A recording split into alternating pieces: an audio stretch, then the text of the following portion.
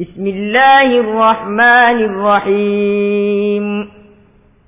لقد جاءكم رسول من أنفسكم عزيز عليه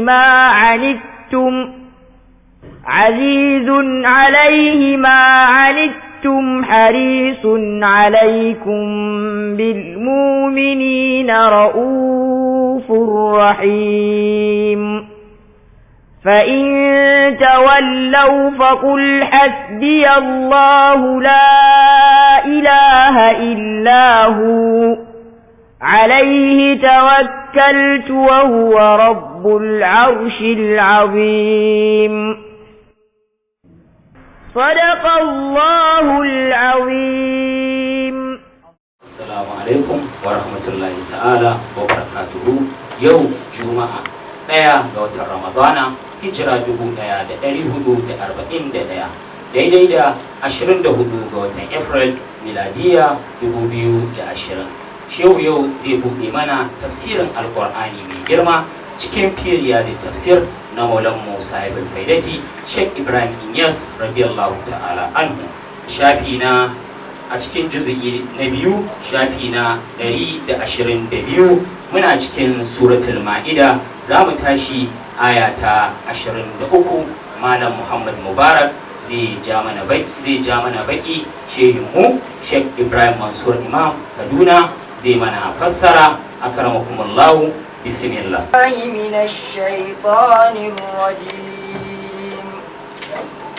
Bismillahir Rahmanir Rahim. قال رجلان من الذين يخافون أنعم الله عليهم ادخلوا عليهم الباب فإذا دخلتموه فإنكم غالبون وعلى الله فتوكلوا إن كنتم مؤمنين. أعوذ بالله من الشيطان الرجيم. بسم الله الرحمن الرحيم. الحمد لله رب العالمين الرحمن الرحيم مالك يوم الدين. إياك نعبد وإياك نستعين. اهدنا الصراط المستقيم صراط الذين أنعمت عليهم غير المغضوب عليهم ولا الضالين. آمين. اللهم صل على سيدنا محمد الفاتح لما أغلق والخاتم لما سبق ناصر الحق بالحق والهادي إلى صراطك المستقيم وعلى آله حق قدره ومقداره العظيم. ورضي الله تبارك وتعالى عن أصحاب رسول الله صلى الله عليه وسلم ولا حول ولا قوة إلا بالله العلي العظيم.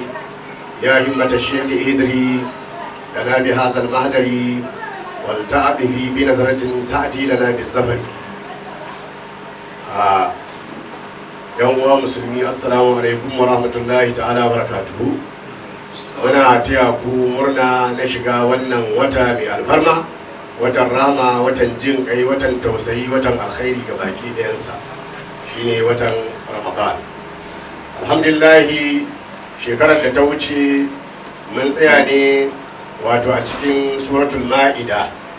Wannan sura ta yi daidai da halin da muke ciki a wannan lokaci, da wannan yanayi da 'yan uwa musulmi muke ciki. Ana fama da annoba, ana fama da yunwa. Idan ka fito waje ka haɗu da cuta, in ka koma gida ka kulle ka haɗu da yunwa. To ita kuma wannan sura sunanta ma surar kabaki, wato sura ta kabaki, shine suratul Ma'ida. Wannan sura madaniya ce kuma tana da ayoyi 122. An saukar da ita ne a Madina. Farkonta ya fara da bismillahir rahmanir rahim. Ya ayyuhal ladzina amanu awfu bil uqud. Ya ku waɗanda kuka yi imani, ku cika alƙawuran da kuka ɗauka tsakaninku da Allah. Wannan sura ta sauka ne wato a Arfa, ranar hajjin bankwana da manzo Allah sallallahu alaihi wasallam yayi lokacin da annabi sallallahu alaihi wasallam ya karanta wannan sura sai ya ce ya ayyuhan nas inna suratul ma'ida min akhiril qur'an nuzulan fa ahallu halalaha wa harrimu haramaha. yace ya ku mutane ku sani cewa wannan sura ma'ida tana daga cikin ƙarshen, wato ita ce ƙarshen surar da ta sauka a cikin alkur'ani. saboda haka abinda nake muku umarni da shi, duk abinda wannan sura ta haramta ku haramta shi, duk abinda wannan sura ta halatta ku halatta shi. to anan ne Abdullahi dan Umar Allah ya kara mar yadda yake cewa unzilat suratul ma'idatu wan nabiy sallallahu alaihi wasallam ala rahilatihi falam tastadi an tahmilahu hatta nazala. wannan sura ta sako manzo Allah sallallahu alaihi wasallam kan taguwarsa, saboda nauyin umarnin da ke cikin wannan sura sai da taguwar ta kasa daukan manzo sallallahu alaihi wasallama, sai da ya sauka a kanta, domin saboda nauyin abin da yake sako manzo Allah sallallahu alaihi wasallama, taguwar ma tana nema ta durkusa, cikin ta yana nema ya taba kasa sallallahu alaihi wa alihi wasallama. wannan sura wato ita ce take cika abubuwan da suratul nisa'i ta dauko waɗanda muka karanta din nan a baya na uqudul ahkam, wato alƙaura da kulle-kulle na hukunce-hukuncen ubangiji tabaraka ta'ala waɗanda suke guda 6 waɗanda suka zo a cikin suratul ma'ida, wanda wato wannan sura ita a suratul nisa'i kenan shine hukunce-hukunce guda 6 kamar yadda muka faɗa a farkon sura. to ita wannan suratul ma'ida idan muka kalle ta da kyau za mu ji farko Allah tabaraka ta'ala ya bude ta ne da wasici, ya ayyuhal ladzina amanu awfu bil uqud, ya ku da kuka yi imani ku cika alƙawarorin nan da kuka karba kuka rika daga Allah tabaraka ta'ala guda 6 a cikin suratul nisa'i. menene waɗannan alƙawura? sune hifzul amwal, hifzul ansab, hifzul adyan, hifzul abdan, hifzul lisan, hifzul iman. waɗannan alƙawura guda 6, to wannan sura ma'ida tana cika sauran bayananta ne. mun yi alƙawari daga Allah tabaraka ta'ala za mu kiyaye dukiya, ba za mu yi sata ba, ba za mu ci dukiyar maraya ba, sannan za mu kiyaye nasaba, ba za mu yi zina ba, ba za mu yi liwadi ba, ba za mu zubda wato ruwan maniyin mu a wurin da bai dace mu zuba shi ba. sannan mun yi alƙawari da Allah tabaraka ta'ala za mu kiyaye addini, mun yi alƙawari da Allah tabaraka ta'ala za mu kiyaye jukkunan mu, mun yi alƙawari da Allah tabaraka ta'ala za mu kiyaye harasan mu, mun yi alƙawari da Allah tabaraka ta'ala za mu kiyaye imanin mu. to ita wannan suratul ma'ida tana cika sauran waɗannan alƙawura ne kamar yadda aka ambata. ma'anan uqud alƙawari wato kulle jam'i ne na aqdu, wato kulli.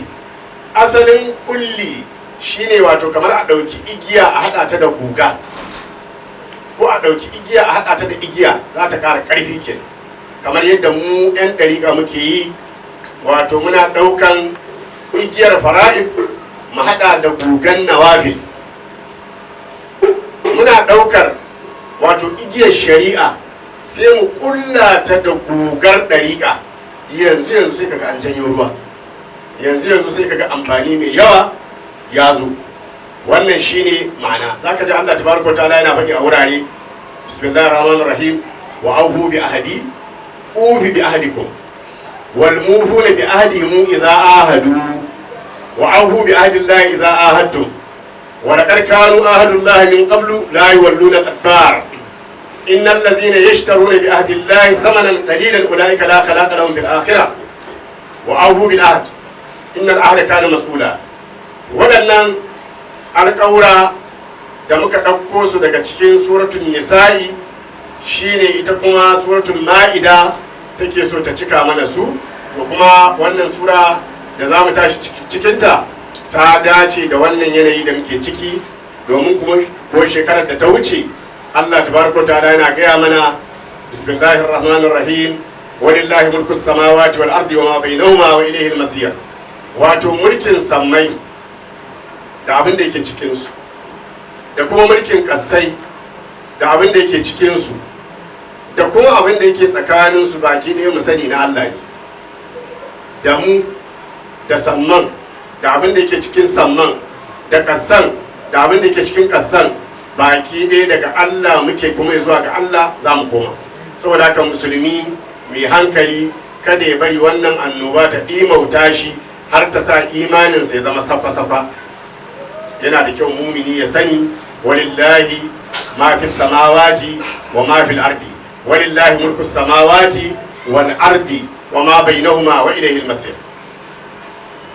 Duk mumini ya sani mulkin sammai da kasai da kuma abin da yake cikinsu baki ɗaya na Allah ne. Saboda haka abin da muke cewa a kullum inna lillahi wa inna ilaihi raji'un. Wannan masihu da wannan annoba da waɗannan wato makirce da kulle-kulle waɗanda iliminmu bai kai mu gano su ba, Allah mun mai da lamarin zuwa gare. Allah kai ka san komai, ka san annobar, ka san cutar, ka san gaskiyar lamarin, kuma ka san wasu kulle-kulle da suke biye da bayan cutar. Allah mun kai kuka zuwa gare ka tabaraka wa ta'ala zil jalal wal ikram.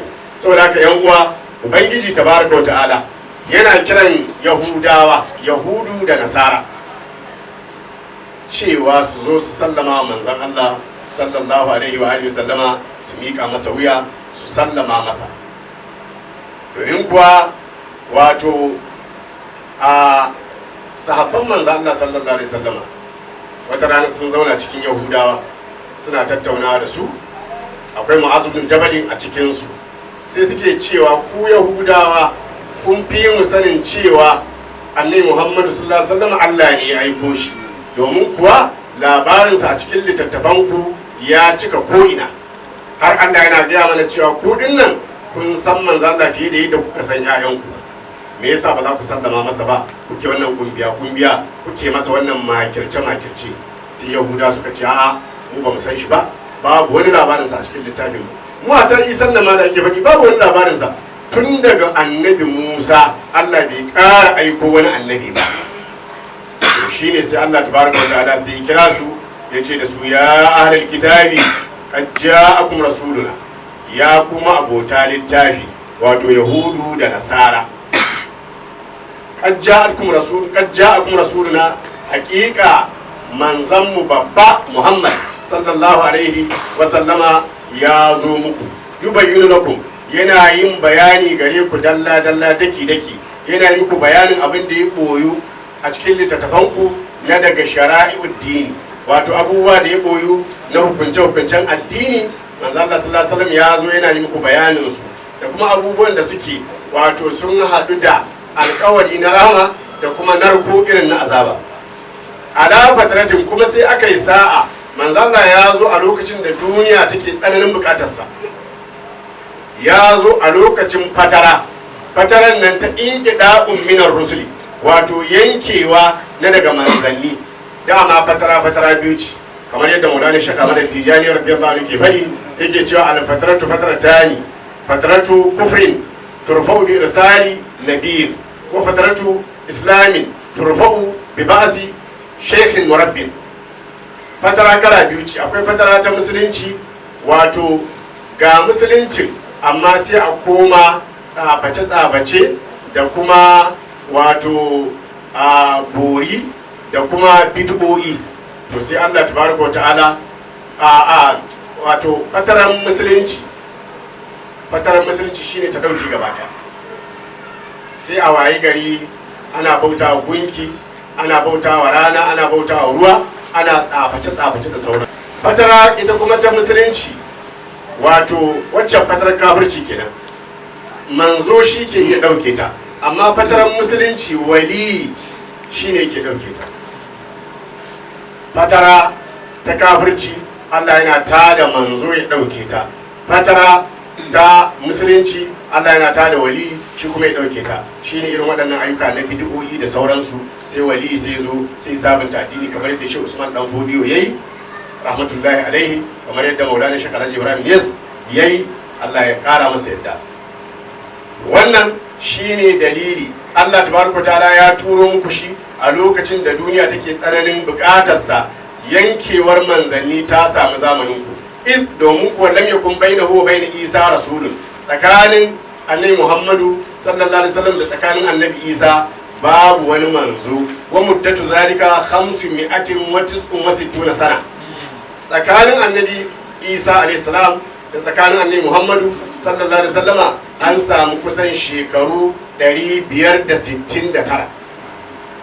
ba wani annabi babu wani manzo, wanda yake akwai annabawa waɗanda su Allah ya aiko su akan kawunan su ne, bai turo su zuwa ga kowa ba, amma ba su da yawa. An ta kulu ma ja'ana min bashirin wala nazir, wato abin da yasa Allah tabaraka ta'ala ya aiko shi saboda kada ku zo ranar alkiyama ku ce mu babu wanda ya zo ya mana gargadi, babu wanda ya zo ya mana bishara da aljanna. Law lam ya'ti Muhammad, da ba dan annabi Muhammad sallallahu alaihi wasallam ya zo muku da qultum ma ja'ana min bashirin wala nazir, da sai ku ce mu babu wanda ya zo yi mana bishara, babu wanda ya zo kuma yi mana gargadi. To ƙaryar ku ta kare, faqad ja'akum bashirun wa nazir, hakika mai albishir ya zo muku, mai gargadi ya zo muku, shine Muhammadur Rasulullah sallallahu alaihi wa sallam. Wallahu ala kulli shay'in qadir, Allah mai iko ne a bisa komai, in ya nufa ya faru sai ya faru. Al'ana to ba a yanzu ƙaryar Yahudu da ƙaryar Nasara sun ƙare. Muhammadun ata, annabi Muhammad sallallahu alaihi wasallam ya riga ya zo, wa huwa bashirun wa nazir, shine mai albishir da gidan aljanna kuma shine mai gargadi da gidan wuta.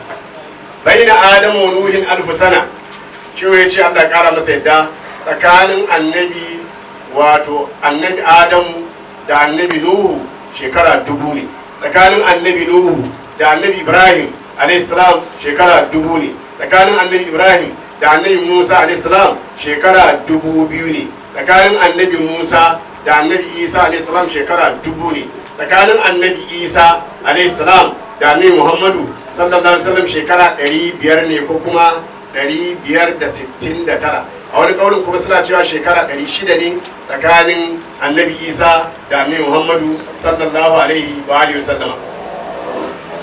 Wa isar rasul sallallahu alaihi wasallam, Allah ta'ala ya aiko mana manzo Allah sallallahu alaihi wasallama. Wal ana, to a yanzu, a lokacin da Shehu Ibrahim yake wannan tafsiri sai ya ce a yanzu halin da muke ciki ba da hijiratul rasuli, bayan hijiran manzo Allah sallallahu alaihi wasallama, 1333 sana.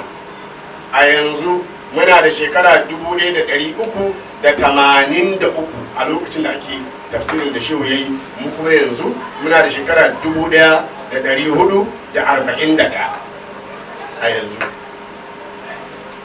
Saboda haka sab'atu alabi sanatin magat, shekara 7000 sun cika cip-cip, shekara 7000 sun riga sun cika cip-cip. Kuma dama an faɗa, manzo Allah sallallahu alaihi wasallam ya ce duniya gaba ɗaya kwana 7 za ta, duniya gaba ɗaya kwana 7 za ta yi. Kowane kwana ɗaya a wurin Allah wato a duniya shekara 7, shekara 7000 za ta yi, amma kowane shekara 1000 a wurin Allah kwana ɗaya. Wa inna yawman inda rabbika ka alfi sanatin mimma ta'uddun, wato kowane shekara 1000 namu a wurin ubangiji kwana ɗaya ne. To yanzu idan ka lissafa tsakanin annabi Adamu alaihi salam zuwa annabi Nuhu shekara 1000, tsakanin annabi Nuhu zuwa annabi Ibrahim alaihi salam shekara 1000, kaga 2000, tsakanin annabi Nuhu da annabi Ibrahim alaihi salam shekara 1000, kaga 3000, tsakanin annabi Ibrahim alaihi salam da annabi Musa shekara 2000, kaga 5000 kenan, tsakanin annabi Musa da annabi Isa alaihi salam shekara 1000, kaga 6000 kenan, tsakanin annabi Isa zuwa annabi Muhammadu sallallahu alaihi wasallama shekara 569 ko kuma shekara 600, kaga an samu 6,600. To kuma yanzu daga hijiran manzo Allah sallallahu alaihi wasallam zuwa yau shekara 441. To kaga muna cikin extra time. Saboda haka duk wannan halin da ake cikin musulmi kar ya rude, wani maganar annoba coronavirus ko wani menene yake faruwa, duk musulmi mai hankali, mumini mai nasuwa wanda ya fahimci addini ya tara hankalin sauri guda, dama duniya ta riga ta kare. Me ya rage? Wannan hayaniyar duka da annobar da yunwa da makircin da tashin hankalin da damuwar da wannan satuttuka ko watanni da aka ɗiba, ba sallar juma'a ba zikirin juma'a, gaba ɗayan su kamshin alkiyama, gaba ɗaya ƙura ce ta taso ta alkiyama, shine kamshin ta ke dukan mu dinnan. amma kar a rude, kar a dauka na abu ne. Ya kamata mu tara hankali, ko da annoban coronavirus ko babu, ko da wannan yunwar da muke cikin ta, zama a cikin gida ba sana'a ba kasuwanci, ko da su ko babu su, za mu tafi zuwa ga Allah. Kullu nafsin za'iqatul maut. Saboda haka abin da ya kamata kawai mu fuskanci Allah da yawan istighfari, da yawan tuba, da yawan zikiri, da yawan salati ga annabin rahma sallallahu alaihi wasallam, da yawan karatun alqur'ani. Mu koyar da yaran mu addini, mu koyar da yaran mu ilimin addini, mu koyar da yaran mu soyayyar manzo Allah sallallahu alaihi wasallam da iyalan gidansa, da kuma karatun alqur'ani. Wannan shine kan mutuwa ta zo ta same mu, in su ta basu to mun musu foundation mai kyau. Amma a zauna kullum a ce Italy mutum 1000 kaza sun mutu, America mutum 1000 kaza sun mutu, Ingila mutum 1000 kaza sun mutu, wane ne mutum 1000 kaza sun mutu a Lagos, a Abuja, a Kano, a Kaduna. Wannan duka ba aikin mu bane. Aikin mu la ilaha illallah, la ilaha illallah, la ilaha illallah, Allahumma salli ala sayyidina Muhammadin. Wannan shine aikin mu. Astaghfirullah, astaghfirullah, astaghfirullah. Mi ta zikiri, mi ta istighfari, mi ta salati, mi ta karatun alqur'ani, mu yi ta tarbiyyantar da yayanmu. Da zaran aka bude muka dan samu wata kafa, mu je mu dan samu tarusisi mu kawo cefane gida. Amma kar a rudi a zauna ba zikiri ba ibada, kuma a sara'idu ya zo ga kuma zunubai, kuma zunubanmu ne dama suka tayi wa mu. Maimakon mu gane mu tuba, mun zauna muna ta kuka yunwa, annoba da sauran maganganu da sauransu. Saboda ka yan uwa mu sani, duniya ta riga ta kare. Duniya ta riga ta kare. Wala ilma illa inda Allah tabaraka ta'ala. Babu wani ilimi sai na Allah tabaraka ta'ala. Saboda haka shine Allah tabaraka ta'ala ya kira annabi Musa. Allah tabaraka ta'ala ya kira annabi Muhammadu sallallahu alaihi wasallam, yake cewa karka damu da abin da Yahudawa suke maka din.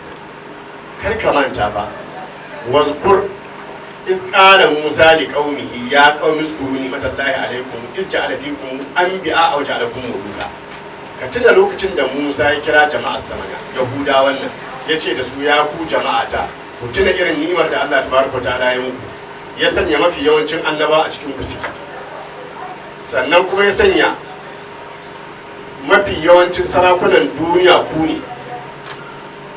Tun bayan Allah tabaraka ta'ala ya kwaci bani Isra'ila a hannun Fir'auna, Allah ya ba su mulki, ya turo annabawa cikin su, ya tada sarakuna a cikin su.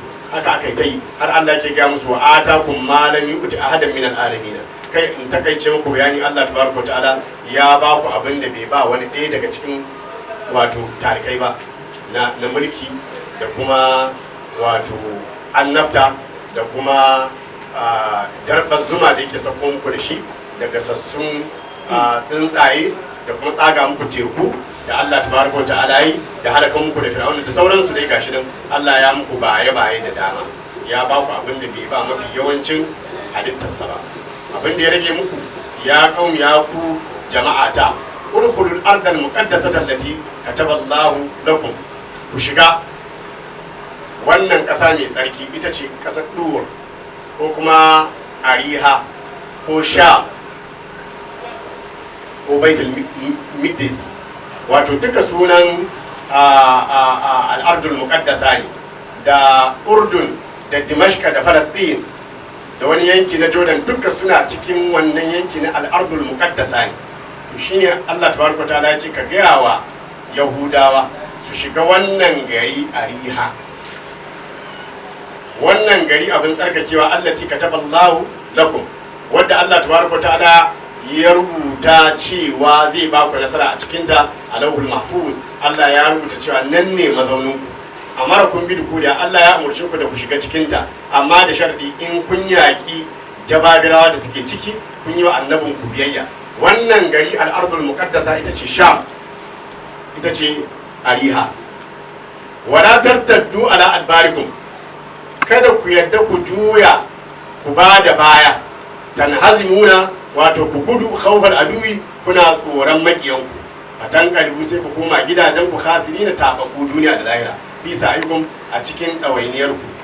Ƙalu buɗar bakin sai suka ce, ya Musa, ya kai Musa, inna fiya qauman jabbarina. A cikin wannan gari na Sham akwai waɗansu kattun mutane ana kiransu Amalika, wato Jababirawa, su ne ragowar Adawa, dogaye ne ma'abota ƙarfi, maka ne, tafka. To a nan ne za ka gane bambancin sahabban annabi Muhammadu sallallahu alaihi wasallam da kuma sahabban sauran annabawa. Sahabban annabi Muhammadu sallallahu alaihi wasallam ba za su ce masa ya Muhammad ba za su ce masa haka ba, amma kaji su suka ce ya Musa. Allah tabaraka ta'ala ya koyar da mu la taj'alu du'a ar-rasul bainakum ka du'a ibadikum ba'da. To sai suka ce masa ya kai Musa, ka sani a cikin wannan gari na Sham akwai waɗansu mutane manya-manya dogaye ma abota ƙarfi, wa inna ka gan mu dinnan lan nadkhulaha, har abada ba za mu shiga garin Sham ba hatta ya kharju minha, har sai waɗannan kattun mutanen sun fita daga cikinta. Fa in ya kharju minha, idan suka fita daga cikinta fa inna dakhiluna, to daga nan ne mu kuma za mu shiga, za mu shige ta. Jabbanu suka ji tsoro wa khabu, suka firgita, wa rafadu amran lahi, suka watsar da umarnin Allah tabaraka ta'ala da ya musu, wa amran rasuli, suka watsar da umarnin annabi Musa manzansu da Allah tabaraka ta'ala ya aiko musu. To a yau shine Allah tabaraka ta'ala yake gaya mana, yake cewa wato Allahir Rahmanir Rahim. قال رجلان من الذين يخافون أنعم الله عليهم ادخلوا عليهم الباب فإذا دخلتموه فإنكم غالبون وعلى الله فتوكلوا إن كنتم مؤمنين. Allah tabaraka wa ta'ala yana gaya mana a yau, ya ce to da waɗannan wato mutane na annabi Musa, dama lokacin da za a yakin, Allah tabaraka wa ta'ala ya umarci annabi Musa alayhi salam da ya zaɓu wato zaɓaɓɓun mutane 12 daga cikin ƙabilun Yahudawa 12. Da ya zaɓe su sai ce ku je ku leƙo mini garin Sham, ku ga yaya jama'ar suke, yaya ƙarfinsu yake, yaya makamansu yake, yaya shirinsu yake, yaya tanadinsu yake. To da waɗannan zaɓaɓɓun mutane guda 12 suka zo suka binciki waɗannan wato amalikawa, waɗannan jabagirawa, sai suka iski wato ƙarti ne na gaske. Mutum ɗaya daga cikinsu zai iya zuwa daji ya ice, ya kwashi waɗannan ƙabilu na Yahudawa 12 ya zuba a gefen ice ya je ya kai gida.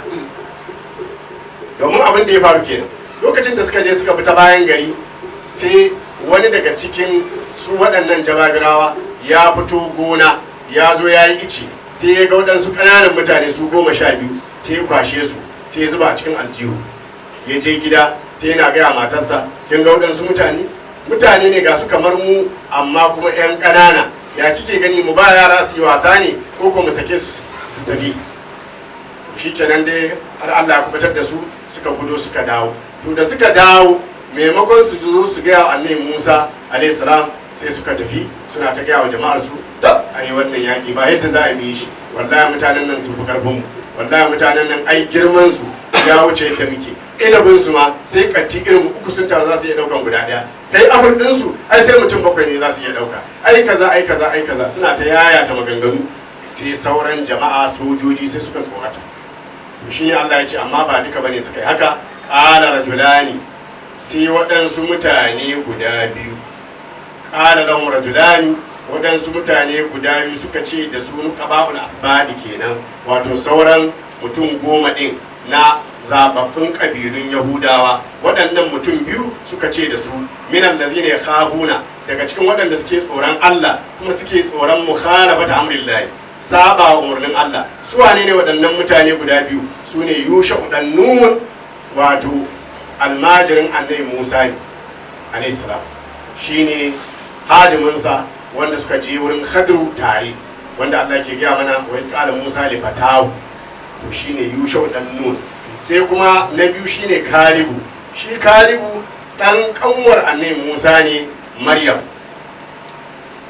Waɗannan su biyu dinnan su ne suka ji tsoron saba umarnin Allah tabaraka wa ta'ala, wato daga cikin nuqaba'u zababbun wato mutane 12 daga cikin kabilun Yahudawa. Allazina ba'asahum Musa, dan da annabi Musa alayhi salam ya aike su fi kashfi ahwalil jababirati, domin su je su binciko masa halayen jababirawa. Musa, shi annabi Musa alayhi salam ittakhadha 12 naqiban, ya ɗebi wato zababbin jama'arsa har guda 12 li kulli sittin, ga dukkan kabila ɗaya daga cikin kabilu na Yahudawa ya zaɓi naqibin zababban mutum. Mursiluhu, ya aika shi ila sibti, wato zuwa sauran kabilinsa allazi yantasibu ilaihim waɗanda yake dangantuwa zuwa gare su wa yuballiguna aidan ila Musa sannan abin da yake damun waɗancan kabilun kuma sai su gaya musu sai su zo su gaya annabi Musa in annabi Musa yana da jawabi sai ya gaya ɗaya daga cikin waɗannan zababbun jama'a nashi sai ya ce je ka gaya wa kabilarka su kuma kabilun in suna da damuwa sai su gaya mu wannan wakili nasu sai zo ya gaya wa annabi Musa alayhi salam falamma amara Allah bani Isra'ila bi dukuril ardil muqaddasa lokacin da Allah tabaraka ta'ala ya umarci bani Isra'ila da su shiga wannan kasa mai tsarki a cikin wato kasar Sham wa kana fiha jababiratun a cikin wannan kasa akwai amalikawa jababirawa mutanen su iwaja ba asa Musa isna ashara naqiban sai annabi Musa alayhi salam ya aika mutane 12 zababbu liyaddaliku ala ahwalil jababirati dan su je su binciko masa halayen jababirawa ya suke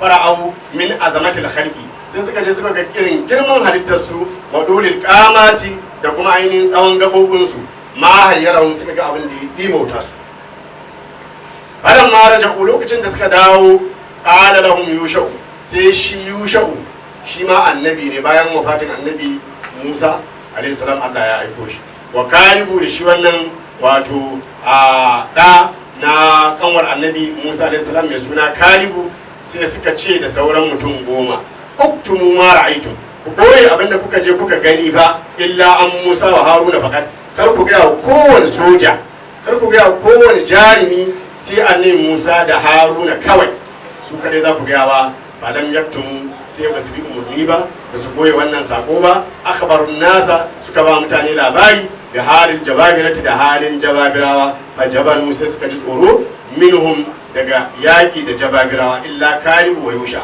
illa kaliba wa yusha sai kalibu da shi da yushahu su kadai ne bisu bayyana da wannan maganganu ba kuma lazani khafa Allah tabaraka wa ta'ala wa katama ahwalil jababira su kadai ne suka ji tsoron Allah tabaraka wa ta'ala bisu bayyana ba suka boye halin da suka gani na jababirawa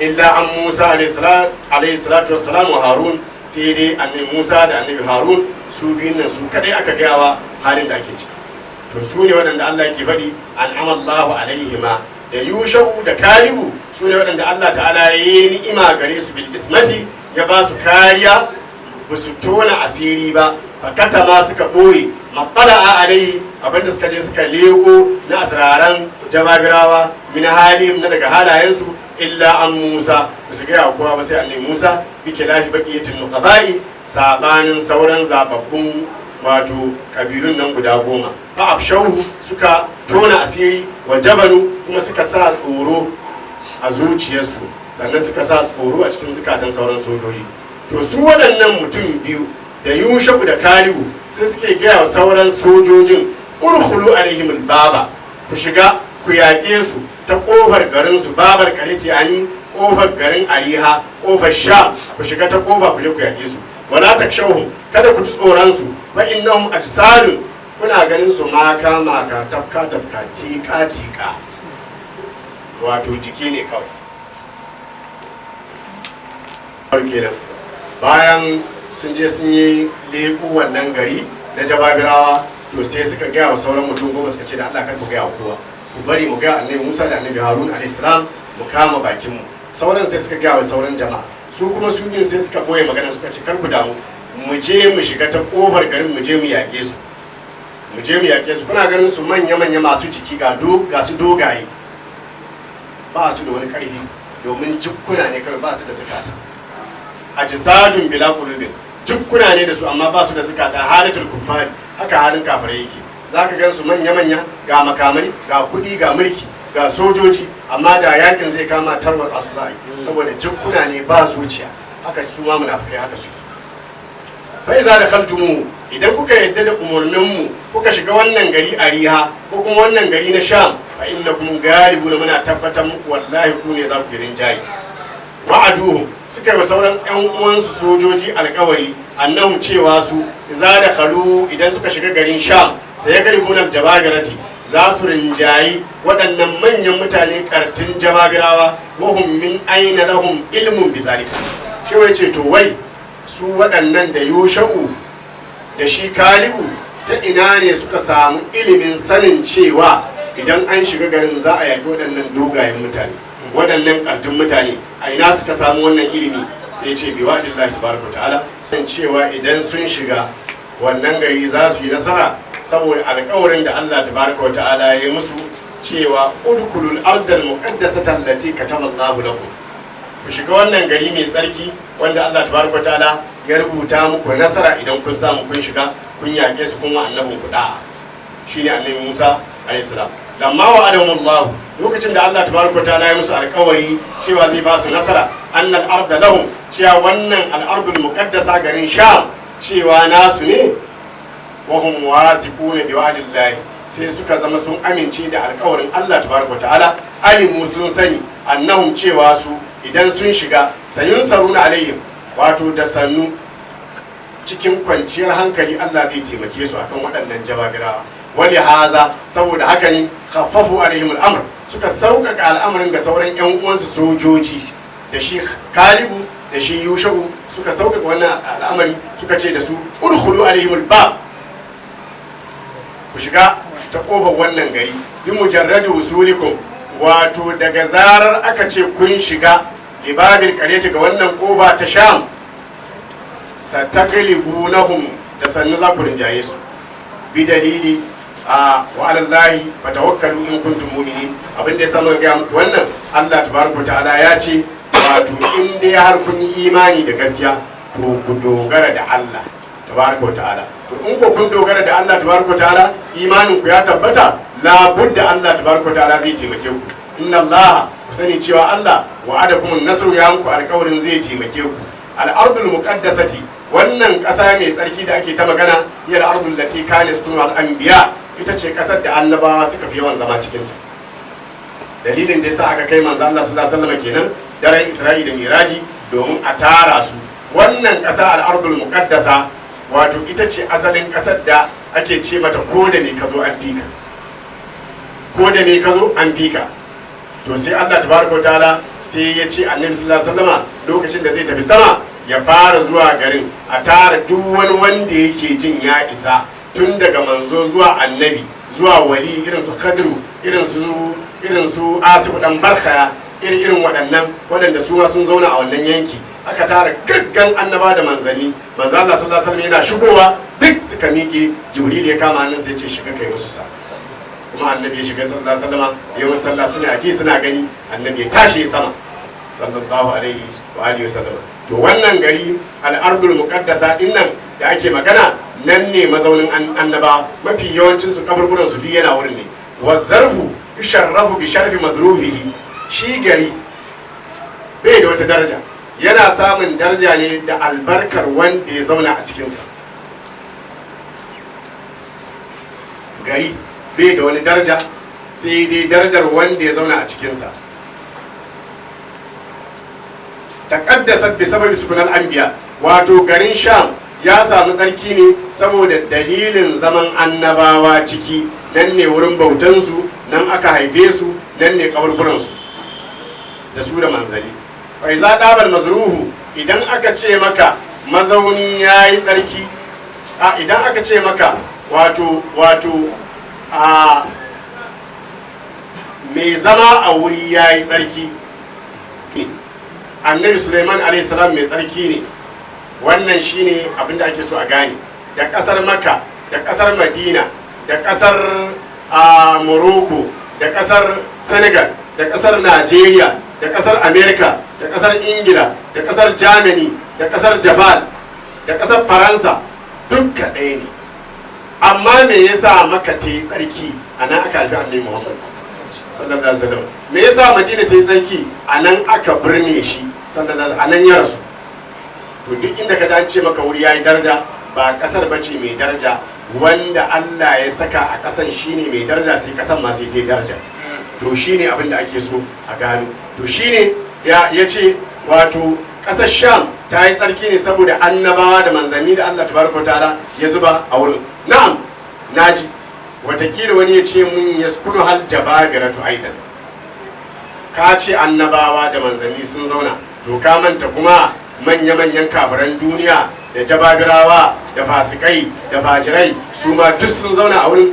Ya ce kwarai na sani, walakin alkhaira ya garbu sharra, sai dai alkhairi duk inda yake komun kankantarsa yana rinjayen sharri komun yawansa.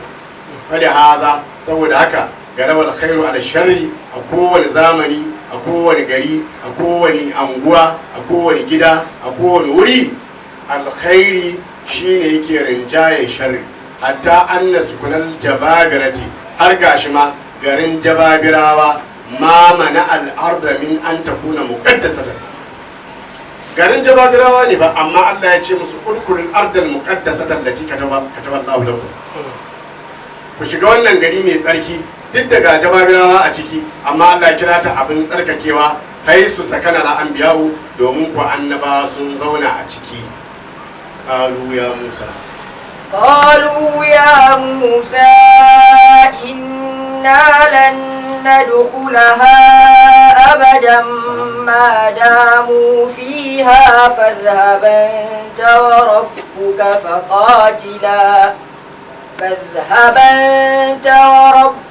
فقاتلا إنا هاهنا قاعدون. قالوا يا موسى إنا لن ندخلها أبدا ما داموا فيها فاذهب أنت وربك فقاتلا إنا هاهنا قاعدون. su Yahudawa ko kuma sauran sojojin nan na Banu Isra'ila sai suka gaya wa sauran ƙabilunsu ga halin da mutanen da za mu yaƙa fa ga yadda suke. Buɗar bakin sai suka ce ya kai Musa, inna fiha, ka sani a cikin wannan ƙasa, wannan gari na Sham, wato a cikinta akwai ƙauman jabbarina, waɗansu mutane wato amalikawa, dogaye, ƙarti, maka tika kuma tafka wa inna ka gan mu nan lan nadkhulaha, har abada ba za mu shiga wannan gari da ka matsa sai mun shiga ba, abadan har abada ma damu biya, matukar waɗannan ƙattun mutane suna cikinta.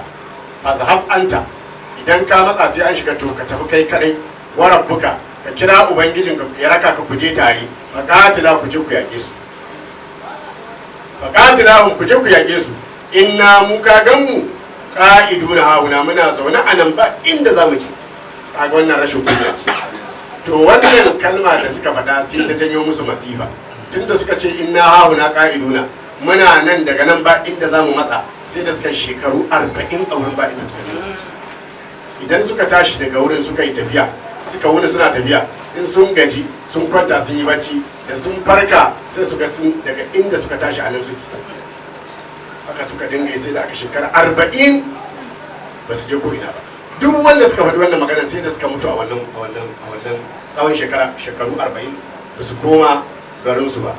To shine suka ce inna hauna qa'iduna, inna qa'iduna anil qitali, mu mun zauna anan ba za mu matsa ba za mu je mu yakin ba. Hauna muna nan, rafadu amrallahi, suka watsar da umarnin Allah tabaraka ta'ala wa amran rasulihi, da kuma umarnin manzansa Musa, ashadda raddin, mafi tsananin watsarwa, har da rashin kunya ya shiga ciki. Lan nadkhulaha abadan, suka ce har abada ba za mu shiga wannan garin ba, ba za mu je mu yakin ba. Ka je da kai da ubangiji ku je ku yi yakin. Suka gaya wa Allah tabaraka ta'ala wannan, wato sun kasance su mutane ne masu yi wa Allah jiki. Fada haza, saboda haka itakadu suka kudirce a zuciyarsu annallah jismun, cewa Allah ma jiki ne, yamshi ma Musa alayhi salatu wassalam, wai ya tafi shi da Musa su je su yaki. Fazahab, ka tafi, anta wa rabbuka, da kai da ubangijinka ku je ku yakin. Aw wa rabbuka yu'inuka, ko kuma ku je ubangijinka ya taimake ka. Anan zaka gano cewa banu Isra'ila ba su da ladabi, kuma anan zaka gano cewa manzo Allah sallallahu alaihi wasallam na musamman ne, cewa sahabbansa Allah ya saka musu da alheri, su suna da ladabi, ba su kasance kamar waɗannan ba. Su waɗannan sun ga annabi Musa alaihi salam cewa a fasahaban tawar fuka bakatila, inna hauna qa'iduna, ka tafi da kai da ubangijinka, a ku je ku yakin, mu muna nan ba za mu matsa ko ina ba. Amma sahabban manzo Allah sallallahu alaihi wasallam ranar Hudaybiya,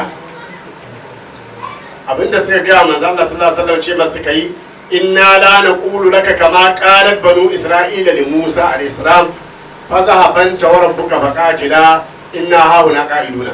mu ba za mu gaya maka abinda banu isra'ila suka gaya annabi Musa ba, cewa ka tafi da kai da ubangijinka ku je ku yi yakin, mu muna nan ba za mu matsa ko nan da can ba, walakin sai dai Musa habbanka na ƙulu da ka za mu ce da kai izhab anta wa rabbuka faqatila inna ma'akum muqatilun.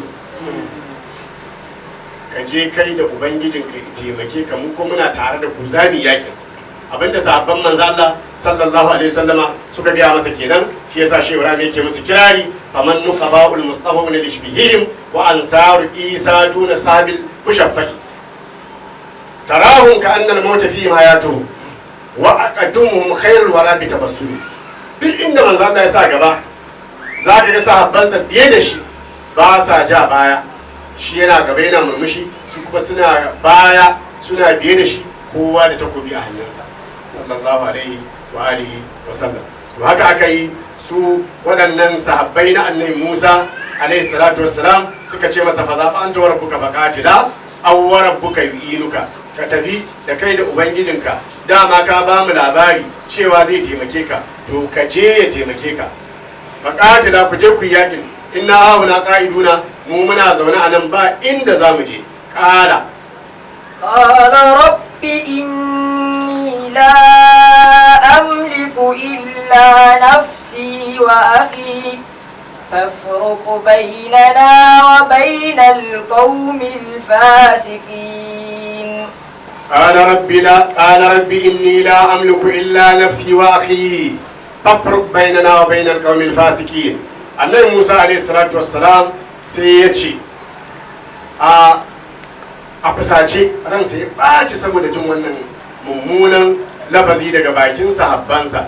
to a wannan lokaci sai annabi Musa ya ga babu abin da ya rage illa ya muguwar addu'a kawai, sai ya ce rabbi ya ubangiji ina roƙonka, inni ka sani ko kuma ka sani cewa ni la amliku ban iya mallakar zuciyar kowa ba daga cikin sojojin nan ko sahabban nan nawa, balle in tilasta su akan su bi ka ko su bi ni mu je mi wannan yaki, illa nafsi, zuciyata kawai zan iya mallaka, kuma zuciyata da ruhina da jikina baki ɗaya na baka ya Allah.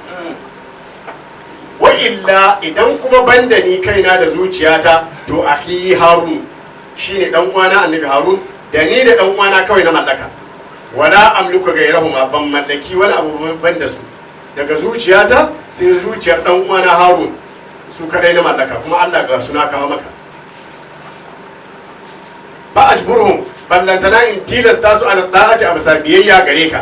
fafruk, saboda ka ya Allah ina roƙonka ka raba mu, ko kuma fafsul ka yanke alaka bainana tsakaninmu wa bainar qawmil fasikina, da tsakanin waɗannan jama'ar yahudawa fasikai.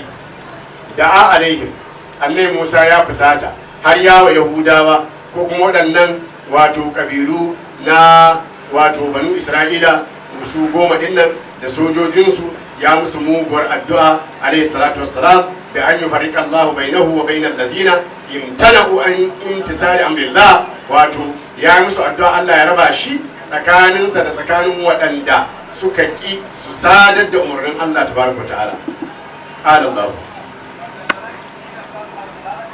قال فإنها محرمة عليهم 40 سنة يتيهون في الأرض فلا تأس على القوم الفاسقين. قال فإنها محرمة عليهم 40 سنة يتيهون في الأرض فلا تأس على القوم الفاسقين. da Allah tabaraka wa ta'ala ya ji lafazin annabi Musa, ya ga kuma irin fusatar da annabi Musa yi, ya roki Allah tabaraka wa ta'ala cewa ya raba shi da shi da dan uwansa Harun alaihi salam da kuma wato yaransa Yusha'u da kuma ɗansa ko sirkinsa Kalibu. to sai Allah tabaraka wa ta'ala sai ya ce fa innaha muharramatun alaihim. Musa ka kwantar da hankali, wannan gari abin haramtawa ne ga su waɗannan banu Isra'ila, waɗanda suka faɗi wannan mummunan magana abin haramtawa ce gare su. Wannan ƙasa mai tsarki a bar haramtawa ce a gare su, an yar huduha ba zan taɓa ba su daman su shige ta ba. 40 sanata, har sai an kwashi shekaru 40 ya tiho da fil ardi, suna ɗimuwa a cikin ƙasa. Wato shekaru 40 za su suna yawo tsakanin inda suke zuwa ardul muqaddasa ne. Babu tun da suka ce inna hauna qa'iduna, to ni kuma Musa ka sani zan tsare su. Wannan addu'a da kai na amsa, zan tsare su a wurin shekaru 40 ba inda za su. In suka yi tafiya ko mun daɗe wanda suka yi suna tafiya ko mun kwanakin da suka yi, in suka kwanta suka yi bacci, to da sun farka za su gansu daga inda suka taso suka fara, za su fara. Shine Allah tabaraka ta'ala ke gaya masa cewa fa innaha muharramatun alaihim an yadkhuluha 40 sanatan yatihuna fil ard, 40 sanatan fil ardi yatihuna. Shekaru 40 suka yi suna cikin dimuwa a mil 27. Kamar misali a ce daga nan zuwa Maraban Jos, daga nan zuwa Maraban Jos, amma sai da suka shekara 40 suna tafiya. In suka kwanta suka yi bacci da sun tashi sai su gansu daga inda suka tashi, saboda cewa da suka inna hauna qa'iduna. Allah ya ce to shikenan ni za ku yi lalata, to bari ku ta zama a wurin kuwa, tunda kun ce ba za ku matsa daga wurin ba, ku ta zama a wurin. Fala ta'asa, ya kai Musa kada ranka ya baci, la ta'azan kada kai bakin ciki alal qawmil fasiqina, a bisa waɗannan wulakantattun jama'a fasikai. Da'a alaihim Musa, annabi Musa alaihi salam ya yi musu addu'a, ya yi musu addu'a, fada kaduttiha, sai suka shiga cikin dimuwa, fata hayyaru, suka fita hayyaci, suka rikice muddata 40 sanatan, tsawon shekaru 40 fi tis'ata farasiha, a cikin tafiyar da bata fi farsakhi tara ba, wato mil 27. Amma suka shekaru 40 tsakanin wannan wuri. Kanu yasiruna, sun kasance wato suna tafiya a yasiruna laila, suna tafiya da daddare tsakanin Palestine da wato Aila. Daga Palestine zuwa Aila suna yin tafiyar dare, jadina suna tsananin kokari. Fa iza asbahu, amma da sun waye gari, iza hum fil mawdi'il ladzi ibtada'u minhu, sai su gansu daga inda suka tashi jiya. In suka yi tafiya mai nisa bayan sun gama kokari da wahalhalu, sai su gansu daga inda wato suka fara. Abin da ya faru bayan annabi Musa alaihi salam yayi addu'a, ana cikin tafiya kawai sai aka ga wata inuwa ta zo ta lullube su. Inuwar ta yi baki kirin, da gani masifa ce za ta sauka kawai. Sai Allah ya annabi Musa alaihi salam ya ce masa, ya Musa ila mata ya asi haza sha, ya kai Musa wai har sai yaushe ne mutanen garin nan naka Yahuda wannan za su bar saba mini ne da kan na jami'a. To yau dai magana ta kare, tunda har za su iya faɗin bakar magana, suna gaya maka fasaban tawarabbuka faqatila inna auna qa'iduna, to yau ni kuma zan harkar da su ga baki ɗayan su. Sai annabi Musa ya ce, ya ubangiji ina roƙonka ka yafe musu, ina nema musu ceto. Sai Allah ya ce, kar gafartu lahum bi shafa'atika ya Musa, hakika na gafarta musu, na karbi cetonka da kai nema musu ya kai Musa. Amma kuma Musa kar ka manta ba, a cikin addu'ar da kai ka ce fafru bainana wa bainal qawmil fasiqin, Allah ka raba tsakaninmu da tsakanin jama'ar fasikai. Ni kuma na riga na amsa Musa, saboda haka ka sani cewa wannan addu'a na riga na amsa. Fa bi halabtu la urimanna alaihim dukulal ardal muqaddasa, wallahi na rantsi da zati na zan haramta musu shiga wannan gari mai tsarki wato Sham. Fa innaha muharramatun alaihim. To kaga anan zaka gane bambancin annabi Muhammadu sallallahu alaihi wasallam da annabi Musa alaihi salam. Annabi Musa da aka fusata shi sai ya ce fafruq bainana wa bainal qawmil fasiqina, amma sallallahu alaihi wasallama da aka fusata shi sai ya ce Allahumma ghafir li qaumi fa innahum la ya'lamuna. A wata riwaya Allahumma hadi qaumi fa innahum la ya'lamuna. Allah ka gafarta jama'ata waɗanda suka zalunce ni ba su san ni bane. Allah ka shiryar da jama'ata waɗanda suka yi min wannan wauta ba su san ni bane. Ya rabbi ya rabbu ya rabbahu ya samadu wa kun mujisan lana ya wahidul ahad ya barru ya witru ya ainul muradi ajal ya man la lahu shafa'un kalla wala waladu akis ubaydan wa farij karbahu abadan ya man la shabi'a lahu waqtan wala niddu anta al-qiyas li kulli khaifin wajal ya rabbu ya haqqu ya man la lahu diddu farij li ummati khairil khalqi gammahum wala yanaluhum nasabun wala hasad bil mustafa al-mustafa al-muhtar sayyidina muhammadun dahirul ansari ya ahmad صل وسلم على خير الورى جدد محمد آله أصحابه سند. اللهم صل على سيدنا محمد الفاتح لما أغلق والخاتم لما سبق ناصر الحق بالحق والهادي إلى صراطك المستقيم على آله حق قدره ومقداره العظيم. سبحان ربك رب العزة عما يصفون وسلام على المرسلين والحمد لله رب العالمين. توكلت وهو رب العرش العظيم. صدق الله العظيم.